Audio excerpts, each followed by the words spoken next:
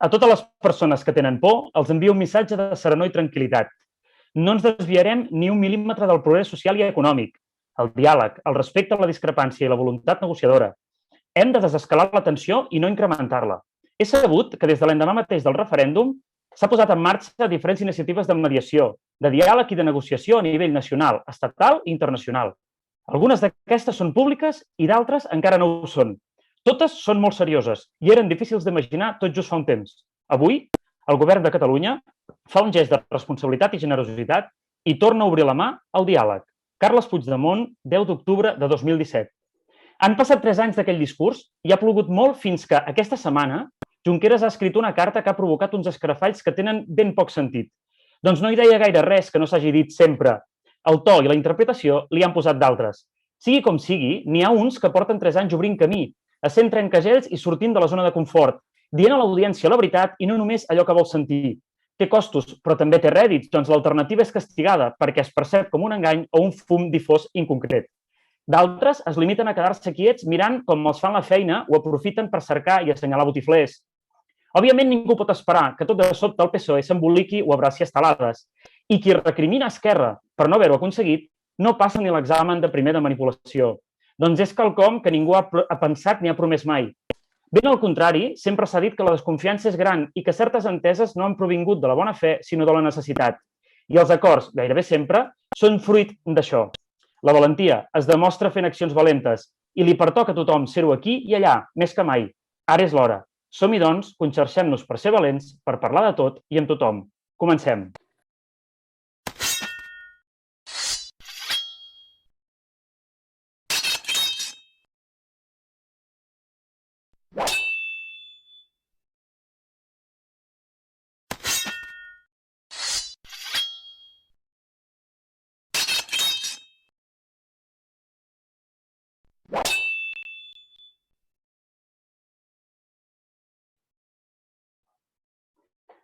Bona nit, Sara González. Bona nit, com esteu? Què tal? Molt bé. Benvinguda a l'experiència Twitch del Conxorxats. Sí, a Twitch i, a més, benvinguda a tornar a parlar del llibre que porto Sí, senyora. ara un temps desconnectadeta, eh? Exacte. Això és el que ens feia molta il·lusió, per això et van demanar que ja si podia ser-hi. La veritat és que en un moment bastant complex i que segur que podrem treure-li suc al tema. A veure, en primer lloc, que ja ens ho has dit, però com estàs? Bé, la veritat és que molt bé, que és un procés aquest de la maternitat molt bonic, un procés d'aprenentatge diari, també és esgotador, no ho negaré en algun moment. Com portes la son? Bé, la veritat és que haig de dir que ens deixa dormir prou. Aquesta nit passada he fet 7 hores seguides, o sigui que no em queixaré pas, sabent que hi ha altres mares i pares que s'ho passen molt malament amb el tema del cansament. Per tant, la veritat és que ho porto força bé. No estic desconnectada del tot, no sóc capaç.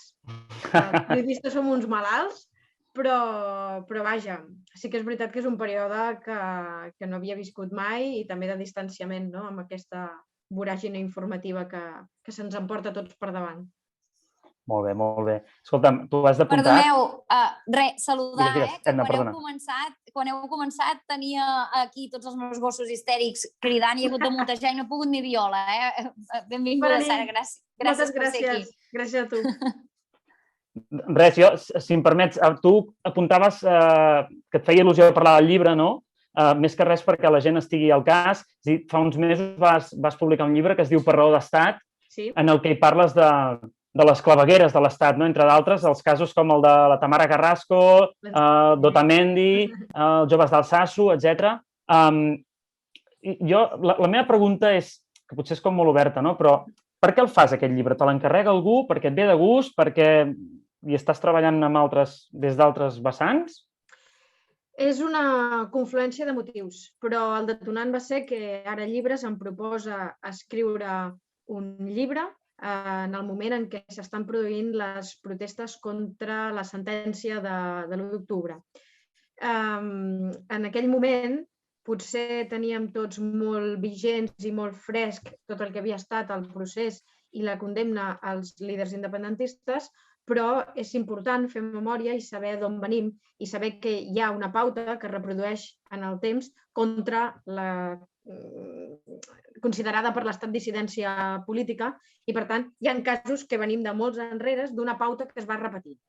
I l'editorial em proposa inicialment fer un llibre que sortís a finals del 2019, principis del 2020, però la meva feina al diari no em permet dedicar-me 100% durant 3 mesos a un llibre que jo creia que s'havia de dedicar molt més temps i jo faig una contraproposta d'escriure aquest llibre, evidentment, però de la mà dels testimonis i no només de la mà dels testimonis, sinó, a ser possible, en el lloc dels fets. I explicar no només els casos, sinó també què implica personalment per a aquestes persones i també intentar explicar quines són aquestes anomenades raons d'estat i quins són els actors que intervenen per protegir aquestes raons d'estat. I és a partir d'aquí que, amb aquesta contraproposta, me l'accepten, també m'accepten un calendari més dilatat en el temps, que per sort, malgrat la pandèmia, va poder ser possible. I, Sara, ens pots explicar alguna anècdota, alguna cosa que no t'esperaves que ha sortit mentre feies la investigació per escriure aquest llibre, d'algun dels casos? La veritat és que hi ha hagut, en la producció sobretot, molts assumptes inesperats. El primer, que jo vaig contactar amb el líder de Podem, Pablo Iglesias, en aquell moment, per poder-li fer una entrevista i vaig acabar fent l'entrevista a un vicepresident del govern espanyol uns mesos més tard del que esperava, no? I a més, havent anat 3 vegades a Madrid, que em va anul·lar l'entrevista. Altres sorpreses, que Jorge Fernández Díaz acceptés parlar en aquest llibre, perquè, òbviament, no era fàcil per ell donar aquesta entrevista, no era fàcil tampoc per mi aconseguir-la. I, per tant, va ser una de les altres sorpreses que es van produir. I després, és veritat que parlant amb cadascuna de les persones, especialment les persones que són anònimes, te n'adones de molts detalls que se'ns han passat per alt, dels sumaris o bé del patiment d'aquestes persones, que no només són surrealistes i inexplicables, sinó que, a més, no s'ha produït cap tipus de reparació en aquestes persones i, a més, per postres, socialment oblidem aquests casos i no hi ha una reparació ni des del punt de vista polític, ni des del punt de vista judicial, ni des del punt de vista social, perquè al final els mitjans de comunicació sempre tendeixen a publicar les acusacions i els sumaris a bombo i platerets, però després les absolucions o els arxius de les causes, amb sort, ocuparan un breu. Sí, és una mica allò que se'n diu la pena del telenotícies, no? Sí, la pena del telenotícies, però jo sobretot també dic la pena de la desmemòria. I un dels objectius del llibre també és aquest, fer memòria i saber que hi ha hagut unes persones que un dia les van arrencar de l'anonimat i les van situar al costat d'acusacions tan greus com pugui ser la de terrorisme, que han ocupat portades de mitjans de comunicació, de diaris, de teles, que han ocupat hores de ràdio i quan han estat absolts i arxivats els casos no s'ha produït una reparació. Però aquestes persones no hi ha cap dia de les seves vides que no se'n recordin d'aquest patiment que han passat. Perquè després, a l'hora de, per exemple, buscar feina, qui l'ha de contractar, busca aquell nom a través de Google i què surt? Que aquella persona va ser acusada de terrorisme. I es queden amb l'acusació. No es queden amb l'arxiu de la causa o amb la innocència. I constantment estan revivint tota aquella situació. Constantment, perquè l'han d'explicar molt sovint, massa sovint, no? Com per poder portar una vida al marge del que els hi va passar. Però tu creus, per exemple, que casos com el de la Tamara Carrasco, que justament és un dels casos aquests que comentaves, que es van omplir hores i hores parlant de la seva acusació de terrorisme, que al final, evidentment, gràcies a Déu, tot i que no soc creient, va quedar en res, que tu creus realment que aquesta noia, és a dir, potser sí que en algun cercle pot tenir problemes, però que realment aquesta noia, per buscar feina, per exemple, aquesta injustícia, diguem, mediàtica, no genera més empatia amb la persona de Tamara Carrasco, més que refús? Depèn.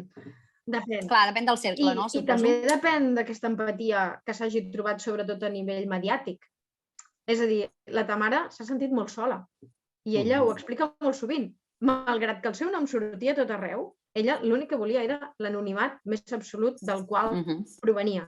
I després, una de les coses que també em va dir ella i que em va marcar molt, perquè els periodistes és veritat que la nostra feina és preguntar, preguntar, preguntar i repreguntar, però també de vegades se'ns oblida escoltar. I jo quan vaig anar a entrevistar-la per primera vegada, en aquest cas pel diari, ella em va dir, jo no vull ser carn de xer, no vull ser carn de canó, no vull ser la persona represaliada que faci paneta a l'hora d'anar explicant la seva història per tot arreu. No, o sigui, i si us fixeu, no dona entrevista als mitjans la Tamara. I ho han intentat molt. Per exemple, el Fax ha intentat 1000 vegades que vagi a parlar al programa i no ha volgut. No ha volgut perquè considera que se l'ha tractat injustament, no només quan no s'ha explicat prou mediàticament la seva absolució, sinó també que aquells mitjans que n'han parlat han buscat, sobretot, fer audiència i anar a buscar el detall més groc, diguem-ne, justament per això, perquè vivim en una època en què la indústria dels clics moltes vegades s'imposa.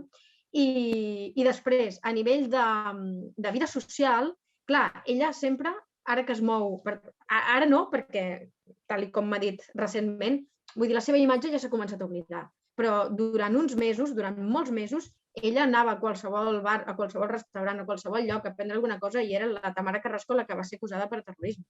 I ella anava per Viladecans i les pintades d'un sentit i de l'altre, perquè es trobava tant pintades acusatòries com pintades demanant la seva absolució. Clar, d'alguna manera, aquella història l'està assetjant constantment. Però encara explicaré un cas més greu, perquè de la Tamara Carrasco ens en recordem tothom. Però qui se'n recorda de l'Esmail Bolgeltia? Qui se'n recorda d'ell? Que va ser acusat de terrorisme i que després va ser absolt i que es va demostrar que no tenia cap vinculació amb els fets que se li imputaven, que es va considerar que uns cargols d'un llit d'Ikea eren metralla. És que en el sumari es va escriure literalment això. Llavors, aquest noi, que provenia d'una família molt humil, que no tenien recursos, que van ser pràcticament desnonades, aquest noi va haver de marxar fora d'Espanya per buscar-se la vida. La seva família es va arruïnar perquè se li va aplicar una... Perdó, he dit Esmail Bolgelti i em referia a Juan Manuel Bustamante. Disculpeu, Juan Manuel Bustamante. El van dispersar per 5 presons arreu d'Espanya. La seva mare es va arruïnar, anar-lo a visitar tot arreu. Total, ell va marxar a l'estranger per poder-se buscar la vida i ara, quan creia que tot aquest malson s'havia acabat, després d'haver-li costat molt trobar feina perquè tothom li preguntava per aquest cas, resulta que ha rebut una condemna que possiblement el pot portar a presó perquè és una condemna de 2 anys i mig per haver participat a les manifestacions de les anomenades marxes per la dignitat. Se suposa que per haver llançat uns coets contra la policia, dels quals no hi ha cap prova ni gràfica ni cap prova, diguem-ne, física. Simplement el relat de la policia que es dona per cert, per veritat. I, per tant, en aquests moments, quants mitjans hi ha parlant d'aquest noi? De Juan Manuel Bustamante. Cap. Van publicar-ho a Nació Digital. El seu cas, en aquests moments, sé que la novetat és que està en mans de Benet Salellas, que l'està intentant ajudar perquè tampoc es podia pagar l'advocat per poder-se defensar davant el Suprem i el Constitucional. I és un noi que està patint moltíssim. Moltíssim. I, per tant, aquesta història l'arrossega moltíssim. I, clar, jo li pregunto, per què no vas als tribunals europeus per poder-te defensar? Diu, és que costa diners. I, clar, una família tan humil com la seva, ja abans mencionava el nom de l'Esmail Bolgeltia, la mateixa situació. És una persona que va venir a buscar-se la vida perquè en el seu país havia de fugir de la misèria i que es trobi amb que l'acusen de terrorisme, està 3 mesos a la presó i després, d'acord, el seu cas s'arxiva, però no es produeix cap tipus de reparació i el llast, diguem-ne, en el seu currículum, en el seu expedient, l'arrossega fins i tot 17 anys després. Escolta una cosa, Sara, és que no tenim gaire temps i no ens agradaria, diguem-ne, que marxessis sense fer-te una pregunta una mica més d'actualitat, també. Pregunta. Més que res perquè és el que deia, no? Ara fa temps que no et veiem a la tele, ni al fax, i has estat una mica apartada, però com has dit tu, estàs al cas, jo no tinc cap dubte de que estàs a tope. és això, no t'hem pogut escoltar i estaria molt bé que ens diguessis què et sembla el pacte de govern, com han anat les negociacions? És a dir, tu, si ho has pogut seguir una mica, com ho has viscut, això? Com ho veus? A veure, la veritat és que ho he viscut bastant externament i, per tant, segur que interioritats i detalls doncs, els he perdut, òbviament, no? Com és natural. Però com a espectadora, no? I com a espectadora de luxe, diguem-ne, que... Sí. A veure, jo crec que durant tot el procés negociador el que hem vist és la reproducció i segurament doncs, la implosió doncs, de la batalla entre Junts i Esquerra que venen arrossegant en els últims 4 anys pràcticament.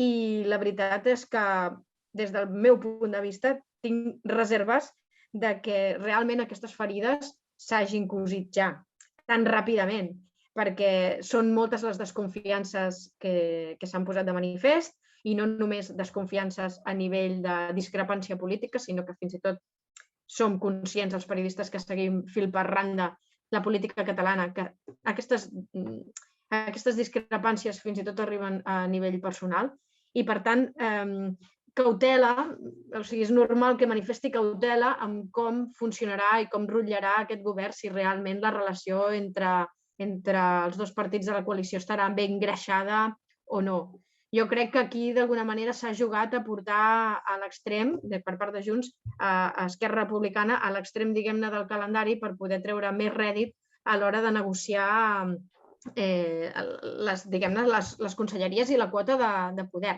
També crec que dins de Junts hi ha un debat intern perquè es van manifestar dividits, no tothom estava d'acord en formar part del govern, sinó que hi havia una part de Junts que volia anar directament a l'oposició i, per tant, aquestes dues concepcions que s'han posat de manifest en aquestes setmanes en algun moment també s'hauran de dirimir dintre del partit. I també, per tant, veurem què passa dins de Junts, perquè, clar, la legislatura és molt llarga, o en teoria ha de ser molt llarga, però s'ha de governar, s'hauran de prendre decisions, un espai que ha de posicionar-se sobre polítiques tan importants com la recuperació econòmica, polítiques socials, polítiques d'habitatges, s'haurà de mullar.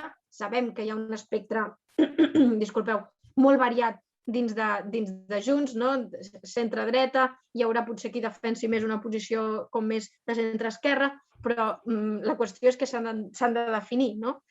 I, per tant, crec que serà una arrencada de legislatura difícil, més amb els indults sobre la taula, i estem veient aquests dies justament el posicionament discrepant de Junts respecte a l'article que ha publicat Junqueras, que sota el meu punt de vista no ha manifestat res que sigui una novetat, és simplement posar de manifest potser més clarament quina és la decisió que ha pres Esquerra en els últims 2 anys d'apostar per al diàleg, tot i que la inconcreció continua sent la tònica general de la política catalana en aquest sentit, segurament per aquesta transversalitat de posicions que hi ha, segurament també perquè no s'és capaç de contemplar ara quina és la viabilitat o quin horitzó pot tenir l'anomenada taula de diàleg, però en tot cas, sota el meu punt de vista, tot sempre s'ha d'explorar per saber fins a on es pot arribar.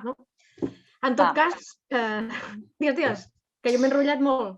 Sí, no, deia que això de Twitch és així superdinàmic i podríem estar 2 hores, però tenim el temps que tenim. La veritat és que és una conversa superinteressant amb tu. Jo abans d'acabar, volia fer una pregunta així una mica més de salseo, així que sigui la resposta curta. Ara ve la pregunta bona. Clar, ara ve la pregunta guai. A veure, allà al Fax hi ha perfils de tot, no? Hi ha una mica de tot. Però hi ha certs perfils que jo entenc que inclús tant a la banda independentista uns quants perfils, no diré noms, però tu ja m'estàs entenent.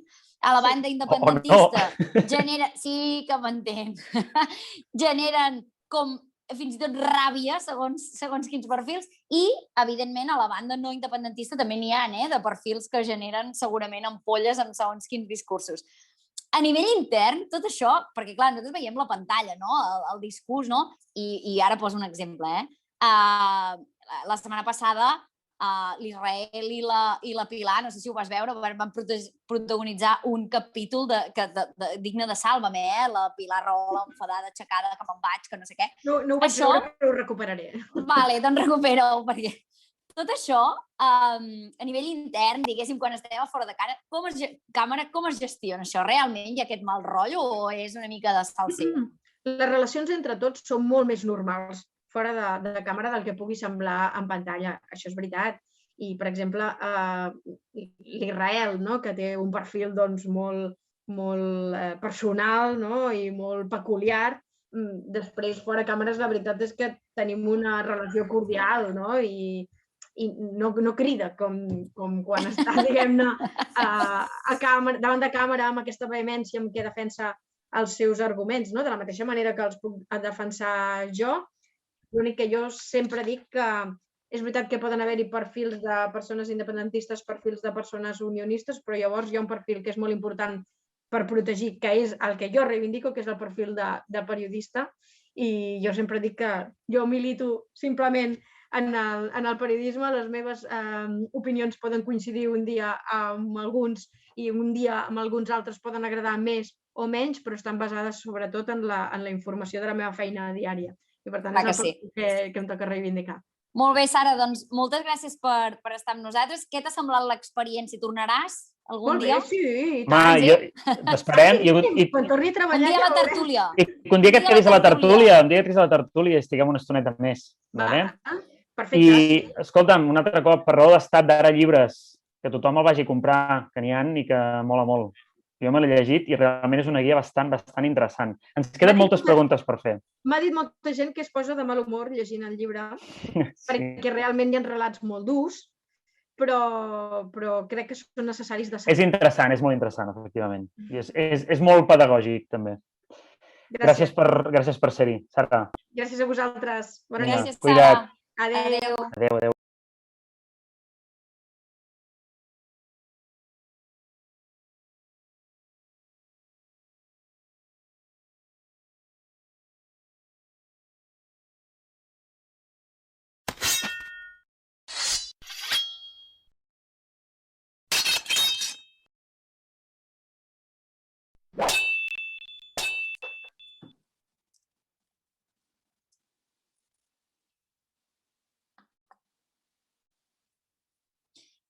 Bé, doncs, comencem la tertúlia.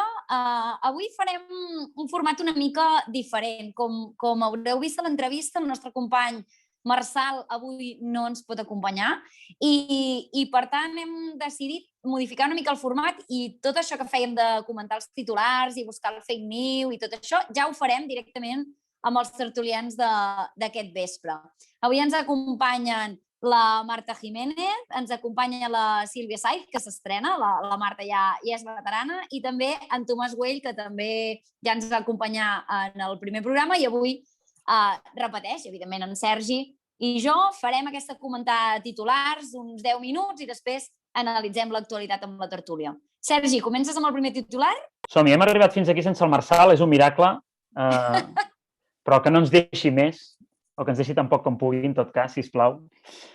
Va, començo jo. La primera notícia d'avui que diu el següent. Diu, Jordi Sánchez defensa la unilateralitat, però diu que el 1 d'octubre no era per fer la independència. I el subtítol diu, en un article de resposta a Oriol Junqueras, diu que no es pot descartar cap via democràtica cap a la independència i defensa també el diàleg i l'acord. No sé, què en penseu d'aquest ball que hi ha hagut i d'això? No ho farem gaire llarg, després ja entrarem més en matèria, però en concret d'aquest titular, és a dir, que el Jordi Sánchez va contestar al Junqueras. No sé, per exemple... Veig que teniu els micròfons apagats, Marta, Sílvia... Sí, els heu d'activar, Tomàs... Per exemple, Marta, tu com ho has vist, això? Bueno, és que no m'he mullat, diguem si és fake, però contradictori. Però, bueno, dins del nivell, no? I dins del discurs tradicional d'aquest sector. Una de les 4 notícies que us direm és fake, diguem-ne, però fake de veritat, vull dir que no existeix. Que no ens l'hem inventat nosaltres. Correcte. Sí, jo és que abans de respondre les cartes d'amor, prefereixo que d'una vegada per totes actualitzin la web de les ajudes dels autònoms i a les empreses, que des del 22 de març que no s'actualitza. Clar, però això parlem-ho després, Tomàs, potser, no? Estem comentant els titulars. Sí, no, però és la meva resposta al titular aquest. Endavant. D'acord. Sílvia, què dius? No veig gaire què té a veure amb el que diu el Tomàs, però vaja, em penso que amb la línia de sempre es parla de no renunciar a la unilateralitat quan qui va renunciar va ser Puigdemont el 27 d'octubre. Però vaja, en fi, és una percepció personal. Em penso que aquesta resposta a l'Oriol Junqueras, com a mínim, m'expressa que no he llegit l'article, perquè és una continuació del Tornarem a vèncer i ell parla d'una pantalla actual que hem de resoldre amb el diàleg. A partir d'aquí ja veurem què passa si el diàleg fracassa, però no hem arribat a aquest escenari, amb la qual cosa em sembla com a poc presumptuós. Però vosaltres creieu de veritat que tots els titulars que han fet els diaris sobre la primera crisi, la contradicció entre Junqueras i Sánchez, i ja deixant a banda que pensem cadascú del procés, diguéssim, independentista, si realment creieu que són contradictòries les dues posicions? És a dir, és que jo, sincerament, hi veig molt de salseo periodístic, però molt poca contradicció. És a dir, al final estan dient exactament el mateix. No sé, jo, si voleu seguim, però ho comentem després, però jo ho veig el mateix. Que quan són temes de que certs sectors de l'independentisme tenen estratègies diferents, que llavors és la culpa dels periodistes, de que hi ha salseo. O que si els periodistes... No, perquè és que sempre és el mateix. Seguim amb els titulars i després, en tot cas, entrem en matèria. Us sembla bé? Vinga, va, en tiro un. Vinga, va. El Banco de España alerta de que la abolición de la esclavitud destruyó hasta 180.000 empleos. Respetar los derechos humanos ha afectado a la competitividad de algunas empresas. Què dius, Sílvia? Què dius? És per canviar l'ordre, Marta? Si és veritat, em tallo les venes. Si no és fake, em tallo les venes directament. Vale. Marta, què dius? Jo he venido a jugar, és fake. Tomàs, què dius? Sí, jo també ho crec que és fake. No ho tinc tan clar. Mira, jo tinc un altre titular, si us sembla us el tiro, ¿vale? Diu, la subida del salario mínimo interprofesional en 2019 provoca la pérdida de entre 90.000 y 70.000 y 170.000 empleos según el Banco de España. Bueno... Com? No, aquest és verdader, crec. Sí que l'és. Podria ser un relat que fa molt interessat. Podria ser, però passat com veritat. No sé. Podria ser perfectament això. O sigui, exactament... Una administració pública independent. Vull dir que no... Independent. Bueno, el qui governa ara sou socis. Bueno...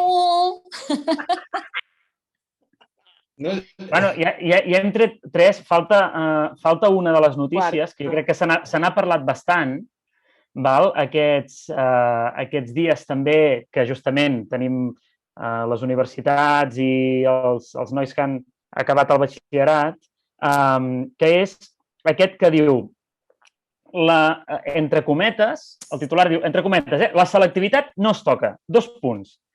Universitats obvia el Tribunal Superior de Justícia de Catalunya i manté el model actual de llengües.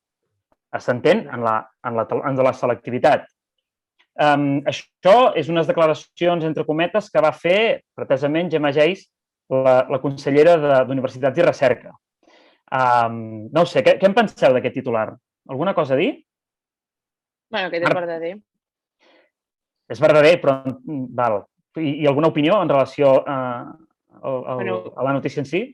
No crec que sorprengui ningú la meva opinió. Crec que la llei està per complir-la i defensa les llibertats dels alumnes que volen fer la selectivitat en l'idioma, que ells se sentin més còmodes amb el que s'estan jugant, amb les proves d'accés universitari. Per tant, jo crec que s'hauria de respectar que un alumne vol fer un examen en una llengua que potser a una part sectària del govern i de la societat no li agrada, però és que estan en la seva llibertat.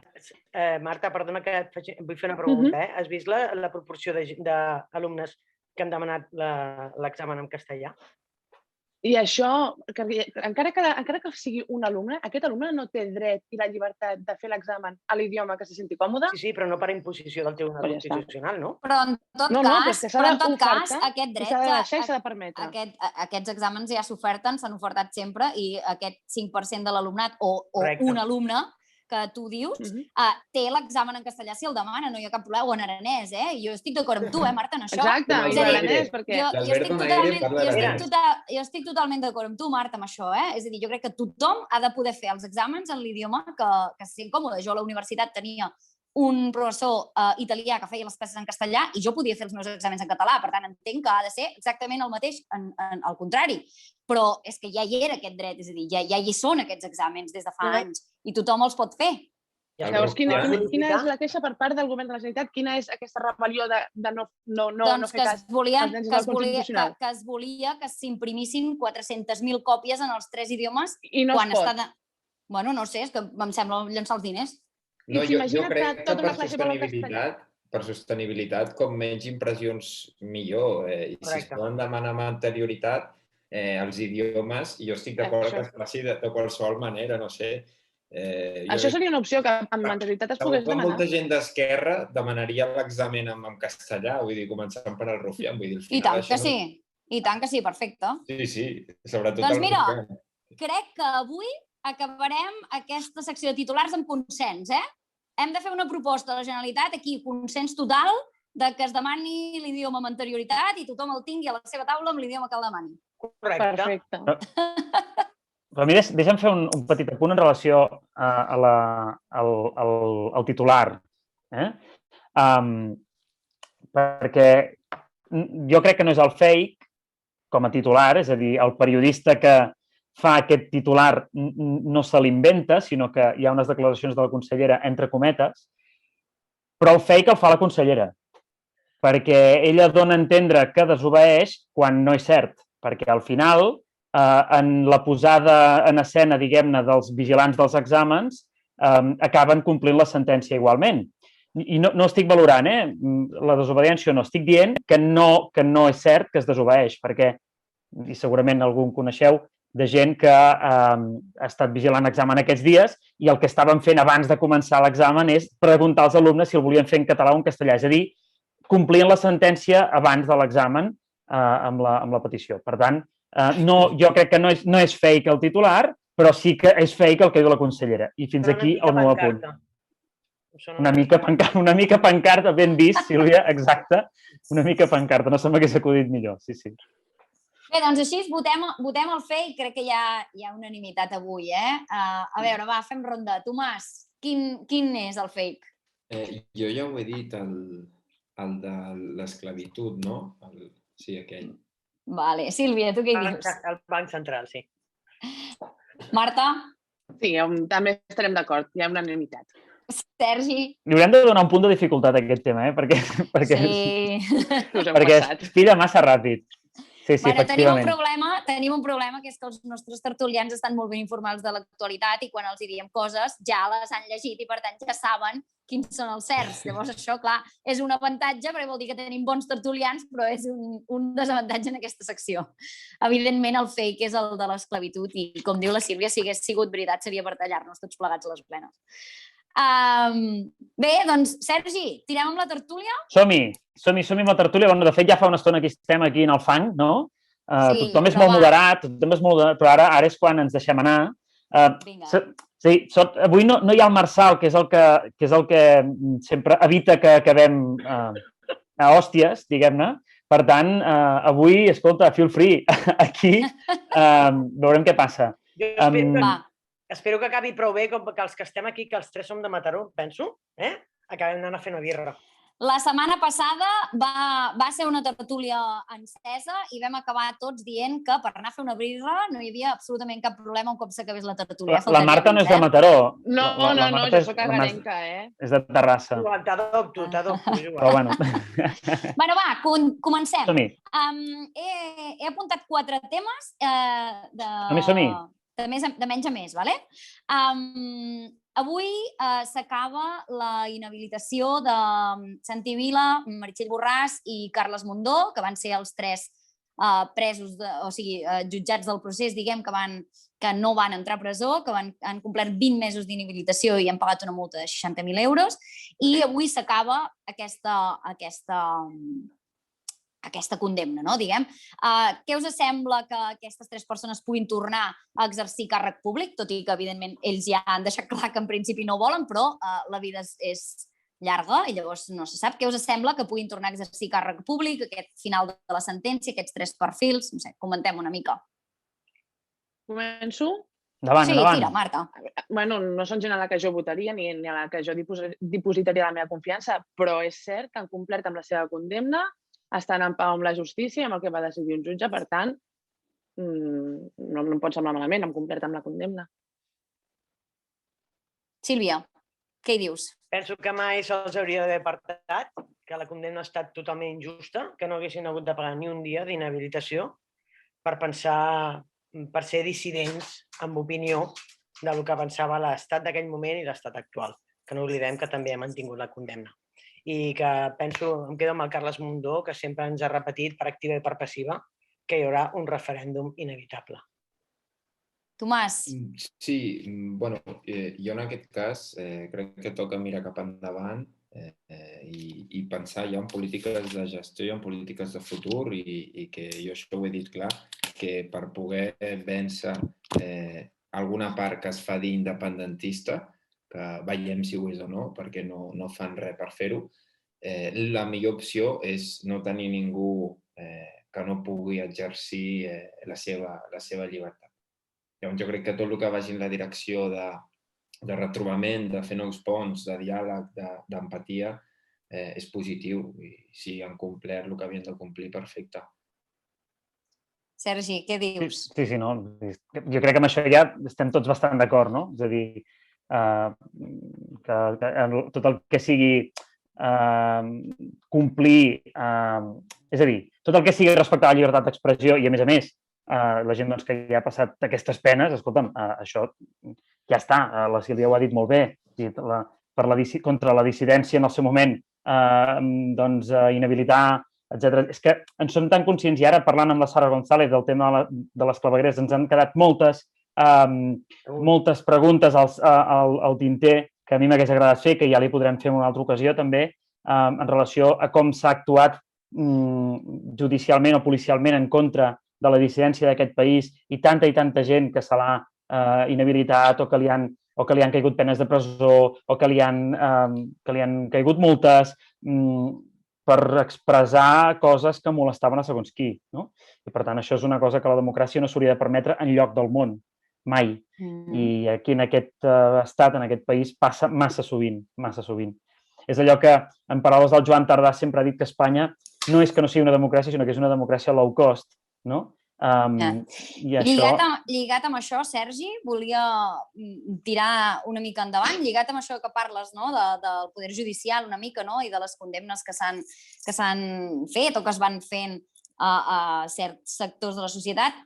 Avui, aquest matí, Miquel Iceta, no sé si us heu pogut mirar, Miquel Iceta ha fet unes declaracions, no? De les quals jo voldria comentar un tema concret, no? Que és que ell, quan ha estat preguntat pels indults, no? Ha defensat, no? Que sembla que el Partit Socialista està aplanant el terreny, no? Per ja crear l'opinió de que sí, que els presos independentistes seran indultats, i Miquel Iceta ha fet unes declaracions que no sé si les volia fer o no, però ha vingut a dir que, per dir-ho suau, no sé si ha dit suau, però una cosa així delicat, hi han hagut certes decisions judicials que han grinyolat. I d'alguna manera un ministre del Partit Socialista ha posat en entredit aquest poder judicial que sempre han defensat. Llavors, una mica... Marta, veig que estàs... que vols dir alguna cosa. Va. Sí. Tira. Bueno, em sembla gravíssim. Em sembla gravíssim, però malauradament no em sembla sorprenent, i menys venint del Partit Socialista.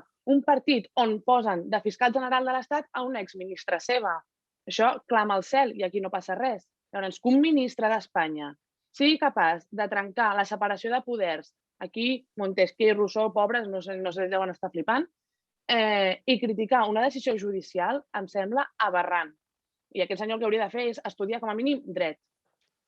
I jo crec que fins aquí no entraré més, però em sembla gravíssim que un ministre d'aquest país sigui capaç de judicialitzar la justícia. Gràcies a Déu hi ha separació de poders i el que no hauria de fer... És molt millor que la Fiscalia te lo afine, no? No, nosaltres, la Fiscalia no ha sigut mai cap ministre del Partit Popular, mai. Marta, a mi, i si se'm permet fer una intervenció que crec que durarà un minut i mig, perquè també vull llançar un vídeo. Tu com a jurista saps que... Un minut i mig vale, Més no.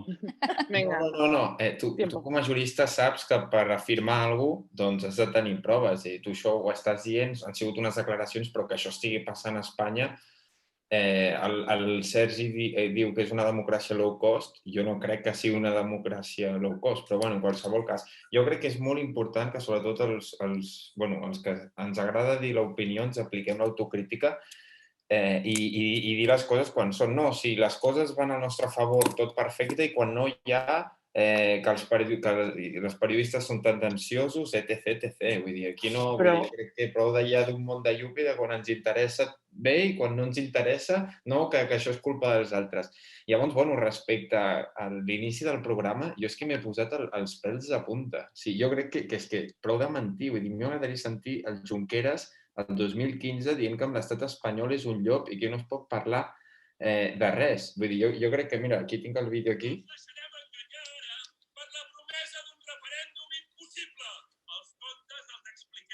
Nosaltres, els nostres fills, no cal que ningú ens expliqui un conte en el qual resulta que el llop ferotge es convertirà en bo i permetrà allò que... Jo què vull dir amb això? Que, sisplau, deixeu-nos el catalanisme als catalanistes i deixeu l'independència als independentistes. Què vull dir amb això? Que ara això jo crec que no sé de què es tracta, però és que ja ningú s'ho està creient. I a part, jo agraeixo aquesta moderació i agraeixo que no estigui com a objectiu central l'independència i agraeixo també que s'orienti més amb la gestió, perquè sí que és veritat que sembla que vagi més per aquí. Jo ja ho vaig dir l'altre dia, que Aragonès sorprendrà cap a bé. I res, era l'intervenció que volia fer, que sisplau... Per al·lusions... I anem de cara. Perquè jo no sé, Tomàs, amb tot l'efecte del món, però jo no sé si m'has escoltat o si tenies apuntat aquesta frase per dir-me i has dit, la suelto, perquè jo el que he dit és que la fiscal de l'Estat és un exministre del Partit Socialista i que un ministre d'Espanya fa vergonya que es fiqui i que es jutgi a una decisió judicial. Jo crec que proves n'hi ha, són fets. Per la declaració de l'Iceta, dius? Penso que podríem arribar a un... Estava un plató, l'Iceta.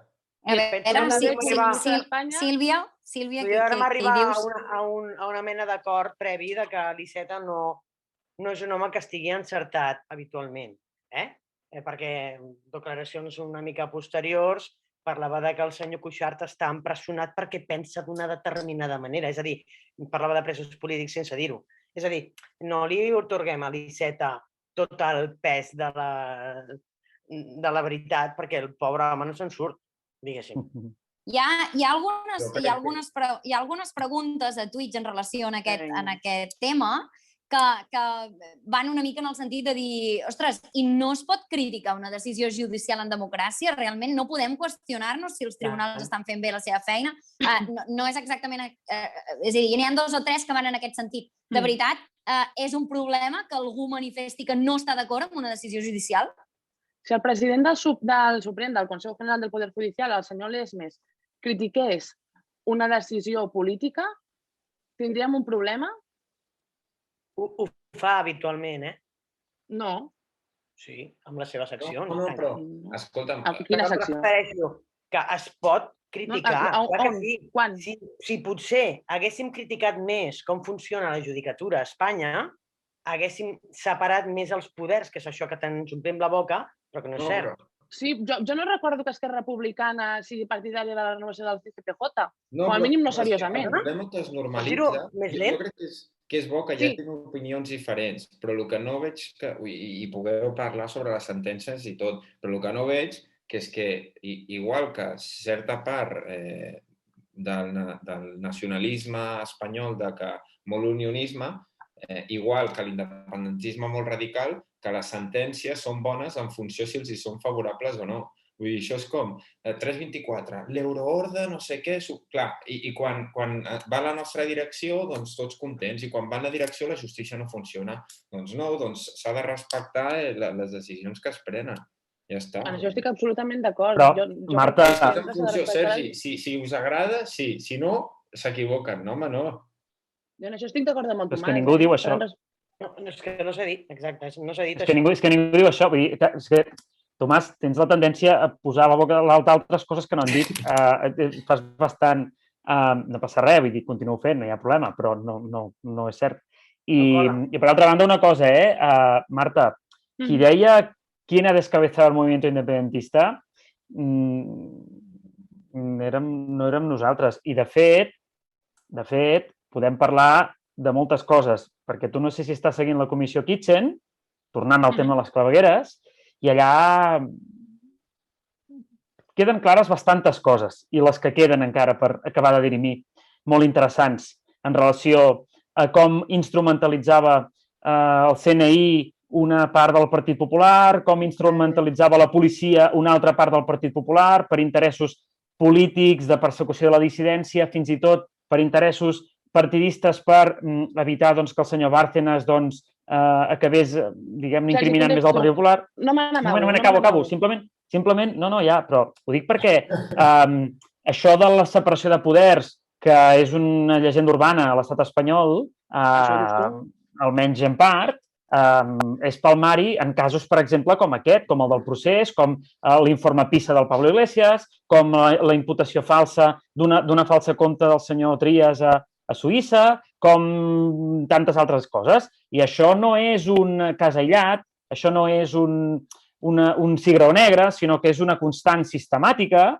i que sempre, a més, ha passat en partits polítics com el PP, especialment, i el PSOE també quan li ha convingut. I, per tant, això de dir no, és que hi ha separació de poders, és que tot va com una seda, i això només és culpa del PSOE. No, això és quan manen els altres, perquè jo veig la Kitchen i és molt curiós com el portaveu del PP cada setmana diu que la Gürtel va ser un muntatge de Rubalcaba.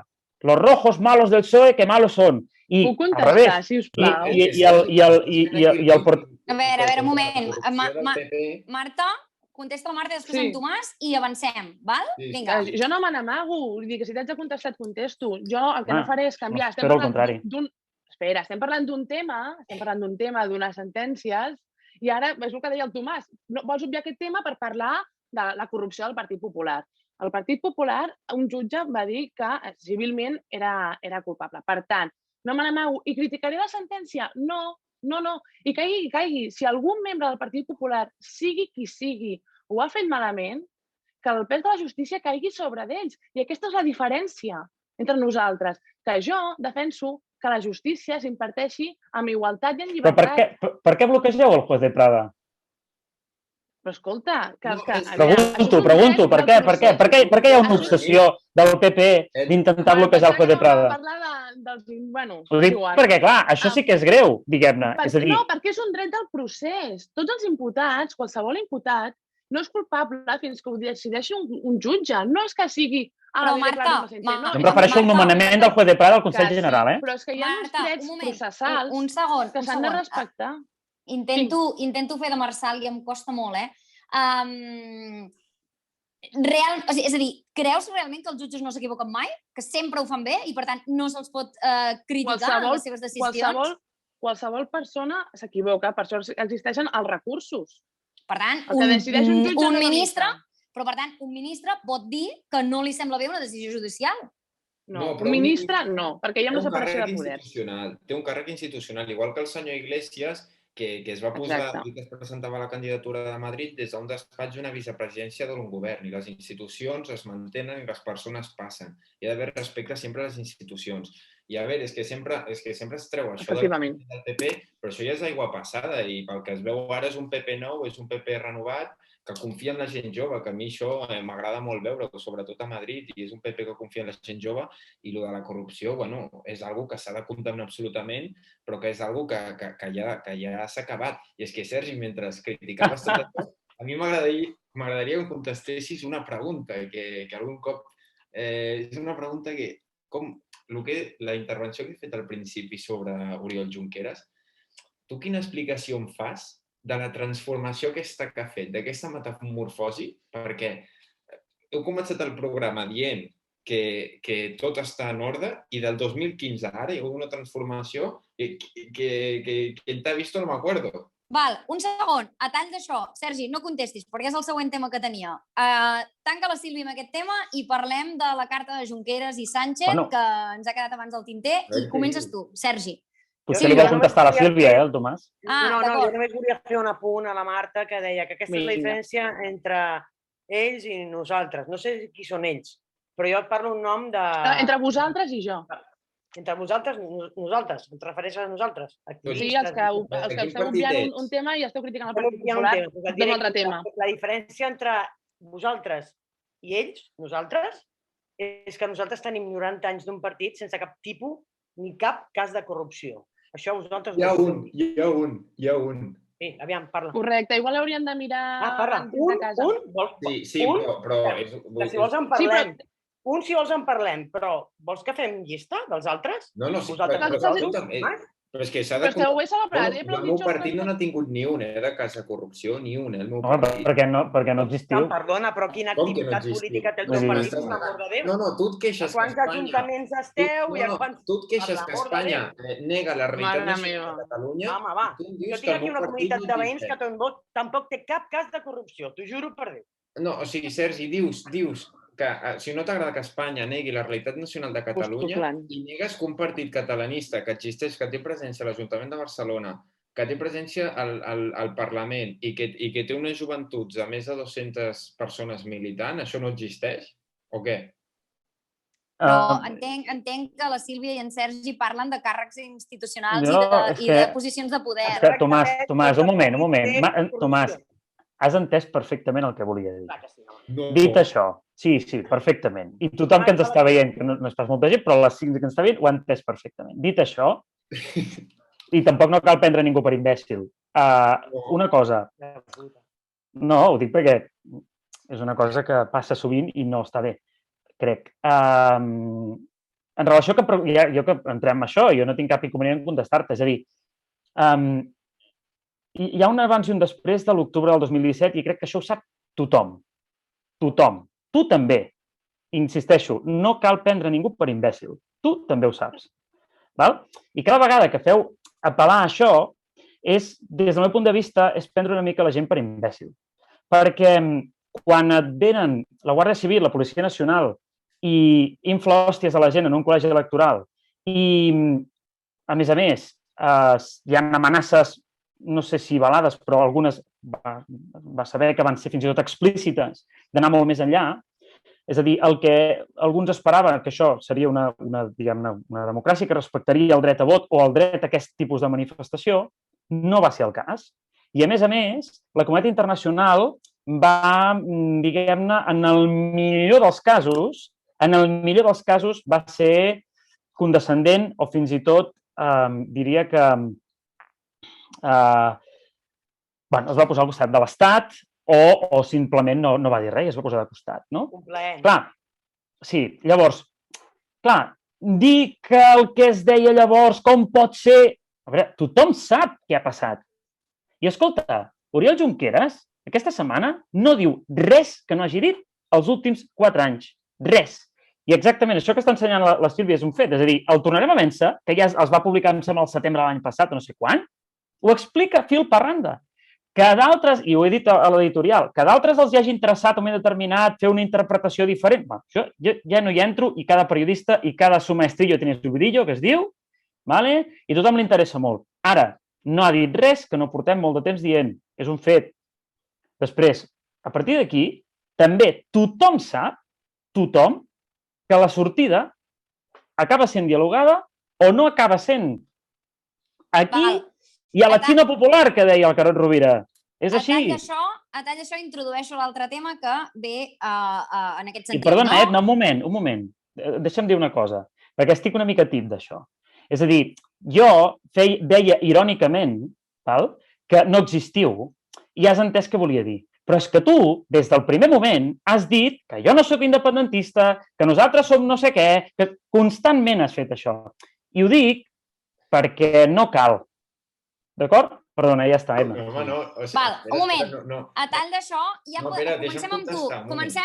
Comencem amb tu, Tomàs. Introdueixo el tema que, de fet, és una mica el que ja esteu parlant. Aquesta setmana s'han publicat aquests 2 articles d'Oriol Junqueras i de Jordi Sánchez, en el qual sembla ser que s'ha generat una crisi entre Esquerra Republicana i Junts per Catalunya, que jo ja he comentat abans que encara no la veig, perquè m'he llegit les 2 cartes i veig que són molt similars, i que, en tot cas, el que venen a dir és que s'ha d'explorar la via negociada amb l'Estat i que la via unilateral ja l'hem provat, o ja s'ha provat des de l'independentisme, m'ha sortit el DG, no puc evitar parlar en primera persona al plural, ja l'ha provat l'independentisme i que en aquell moment, pel que sigui, no va funcionar, pel que sigui no, ja ho sabem tots, com deia en Sergi, i que ara s'ha d'avançar i no s'ha de descartar cap via. Però tot i així, s'han fet moltíssims titulars dient que Sánchez i Junqueras es contradiuen i que ja s'estan matant, per dir-ho d'alguna manera. Realment, creieu que s'estan matant de veritat? Heu llegit les 2 cartes? Veieu un canvi de rumb en aquest sentit? Tomàs, comença tu i lliguem. Bé, primer de tot, que no vull que el Sergi s'enfadi amb mi, perquè no és res personal, només era... No, en absolut. Jo el respecto molt i crec que és un gran periodista. Ets periodista, oi? Sí, oi? Sí.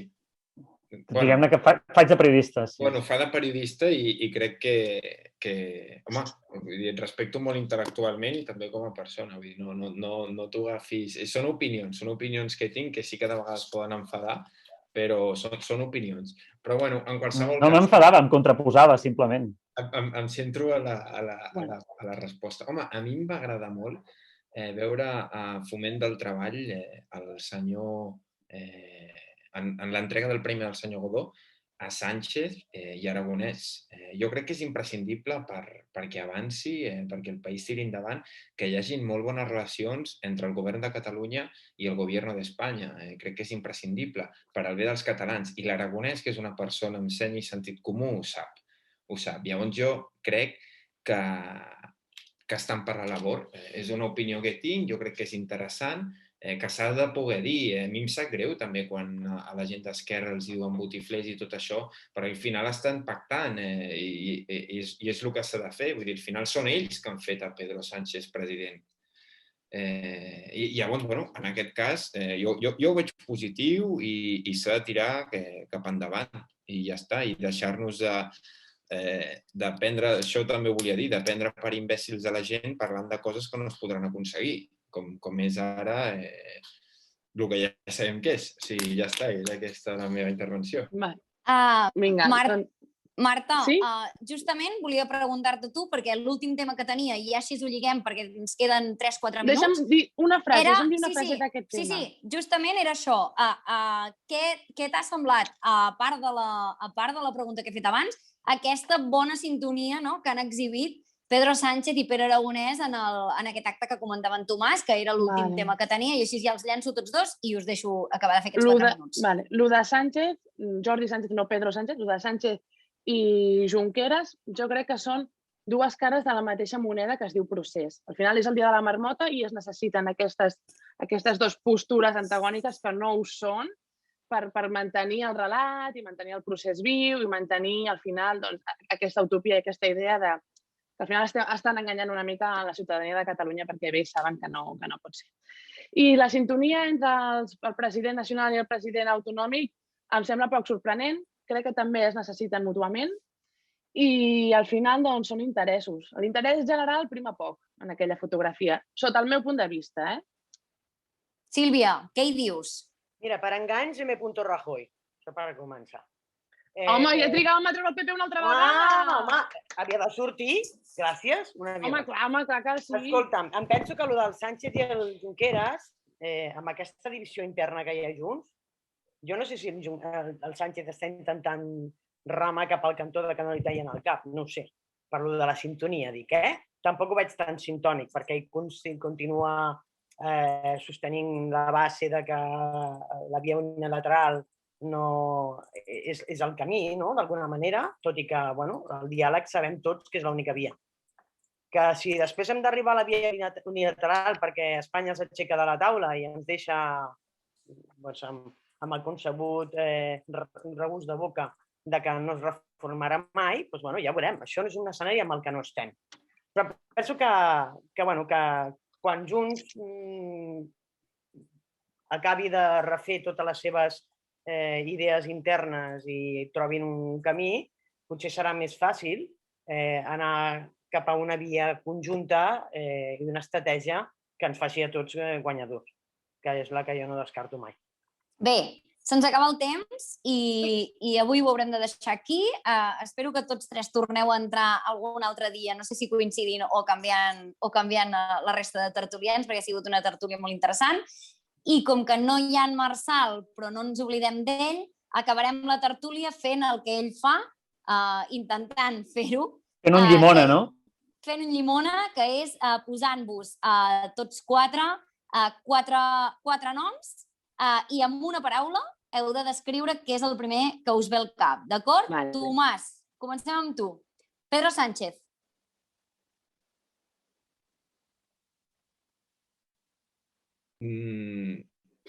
Resiliencia.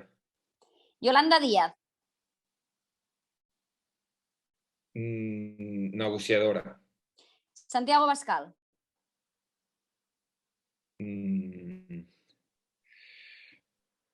Té barba. Álvarez de Toledo. Radical. Sergi, seguim amb tu. Miquel Iceta. Espavilat. Yolanda Díaz.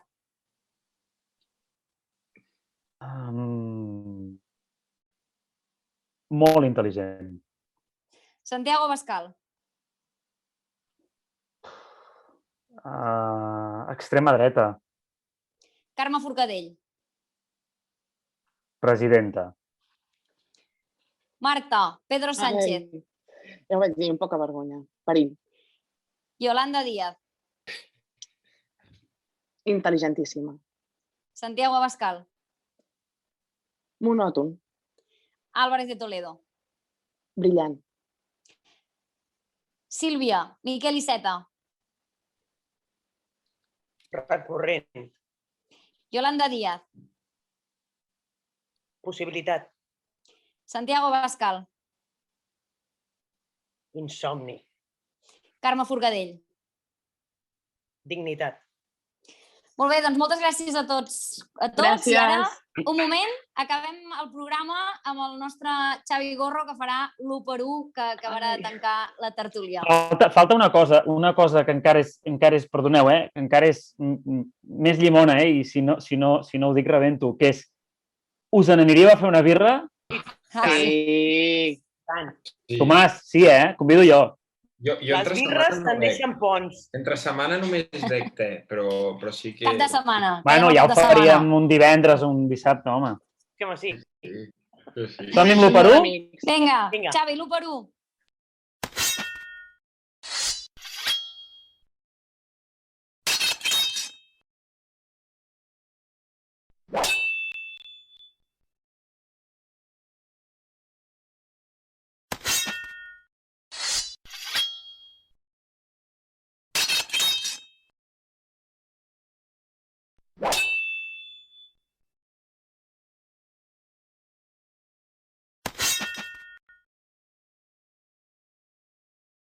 Hola.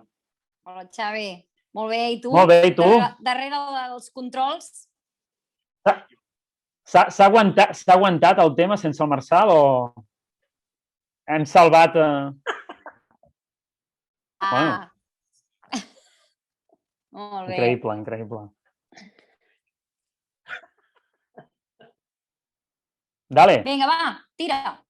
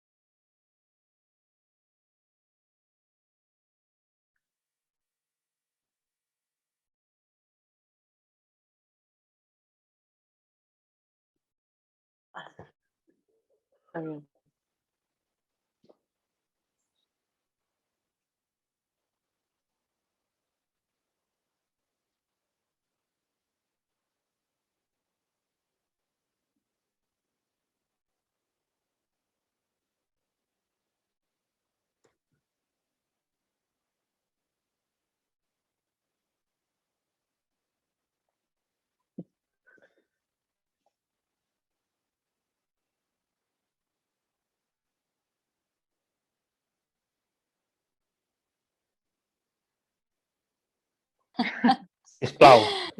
Molt bé. Doncs moltes gràcies, Xavi, moltes gràcies a totes i a tots, i espero que ens tornem a retrobar també tots els espectadors que ens heu vist, que per cert, en Sergi abans ha dit que no ens veia gaire gent i en Xavi ha puntualitzat que no és cert, que en aquell moment ja teníem més de 200 persones que havien passat per Conxorxats. Per tant, algú... 205. Sí que ens veu. Algú sí que ens veu. Moltes gràcies i ens retrobem en propers programes. Moltíssimes gràcies a vosaltres. Vinga, fins aviat. Bona nit. Bona nit. Adéu. Vale.